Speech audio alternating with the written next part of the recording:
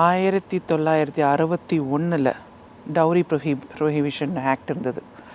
அந்த டைம்லேருந்து இப்போ வரைக்கும் இந்த டவுரியை பற்றின இந்த வரதட்சணை பற்றி கொடுமைங்கிறது வந்து இருந்துக்கிட்டே தானே இருக்குது. இந்த ஆக்ட் வர்றதுக்கு முன்னாடியும் பல வரதட்சணை கொலை நடந்திருக்கு. அப்போனா நம்ம பிறக்கக்கூட இல்லை. நீங்களும் பிறந்திருக்க மாட்டீங்க. நான் பிறந்ததுக்கப்புறமும் ஒரு 10-15 வருஷம் ஒரு நினைவு தெரிஞ்ச நாள்லேருந்தே நான் பார்த்த நியூஸ் எல்லாம் என்னென்னா, செய்தி என்னென்னா, சிலிண்டர் திடீர்னு வெடித்து இறந்து போயிட்டாங்க, இல்லை வந்து மண்ணெண்ணெய் ஊற்றி கொளுத்திட்டாங்க, இப்படி நிறைய செய்திகள் வரும். எனக்கு ரொம்ப ஷாக்கிங்காக இருக்கும். அது இந்த சின்ன வயசுலேருந்தே நம்ம பார்த்துக்கிட்டு இருக்கோம். அதுக்கும் முன்னாடியிலேருந்து இது நடந்துக்கிட்டு இருக்கு.